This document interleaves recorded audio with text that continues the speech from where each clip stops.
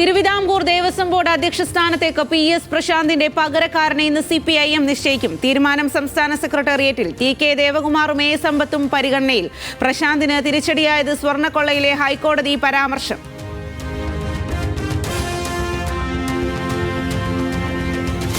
ശബരിമല സ്വർണ്ണക്കൊള്ളയിൽ 4ാമത്തെ അറസ്റ്റും രേഖപ്പെടുത്തിയ SIT. അറസ്റ്റിലായത് മുൻ തിരുവാഭരണ കമ്മീഷണർ KS ബൈജു.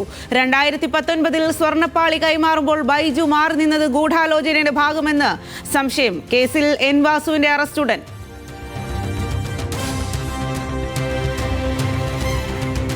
കുതിരാനിൽ ഇറങ്ങി ഒറ്റയാനെ തുരത്താൻ അടിയന്തര ദൗത്യവുമായി വനം വകുപ്പ്. വയനാട്ടിൽ നിന്ന് 2 കുങ്കിയാനകളെ ഉടനെത്തിക്കും. അപകടകാരിയായ ഒറ്റയാനെ കാടുകയറ്റാൻ നീക്കം. പരാജയപ്പെട്ടാൽ മയക്കുവെടി.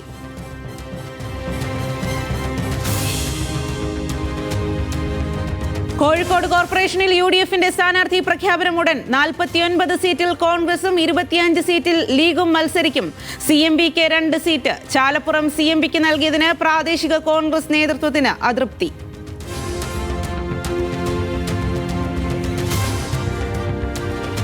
സെൻസർ വിവാദത്തിലായ ഹാൾ സിനിമ ഇന്ന് ഹൈക്കോടതി പരിഗണിക്കും. കോടതി പരിഗണനയ്ക്ക് എടുക്കുന്നത് സെൻസർ ബോർഡ് തീരുമാനത്തിനെതിരെ നിർമ്മാതാക്കൾ സമർപ്പിച്ച ഹർജി.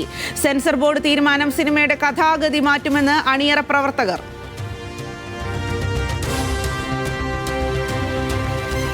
സംസ്ഥാന സ്കൂൾ ശാസ്ത്രോത്സവത്തിന് ഇന്ന് പാലക്കാട് കൊടിയേറും. 14 ജില്ലകളിൽ നിന്നായി 8500-ലധികം പ്രതിഭകൾ മാറ്റുരയ്ക്കും.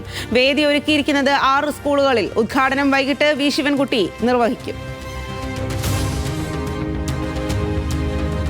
വിമാന സർവീസുകളെയും പ്രതിസന്ധിയിലാക്കി US ഷട്ട്ഡൌൺ. 10% സർവീസുകൾ റദ്ദാക്കുന്നു.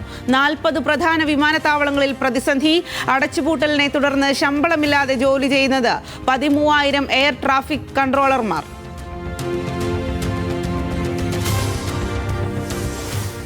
രാഷ്ട്രീയത്തിൽ നിന്ന് വിരമിക്കൽ പ്രഖ്യാപിച്ച് US ഡെമോക്രാറ്റ് നേതാവ് നാൻസി പെലോസി. ഇനി തെരഞ്ഞെടുപ്പ് രംഗത്തേക്കില്ല എന്ന് പ്രഖ്യാപനം. അമേരിക്കൻ രാഷ്ട്രീയത്തിലെ ഉരുക്കു വനിത അവസാനിപ്പിക്കുന്നത് 4 പതിറ്റാണ്ട് നീണ്ട രാഷ്ട്രീയ ജീവിതം.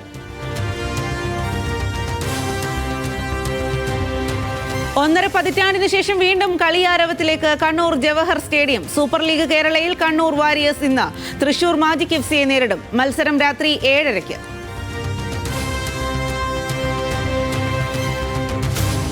സൂപ്പർ കപ്പ് ഫുട്ബോളിൽ കേരള ബ്ലാസ്റ്റേഴ്സ് പുറത്ത്. നിർണായക മത്സരത്തിൽ മുംബൈ സിറ്റിയോട് തോറ്റു. മുംബൈയുടെ ജയം ബ്ലാസ്റ്റേഴ്സിന്റെ സെൽഫ് ഗോളിൽ. ചുവപ്പ് കാർഡ് കണ്ട് സന്ദീപ് പുറത്തായത് ബ്ലാസ്റ്റേഴ്സിന് തിരിച്ചടി.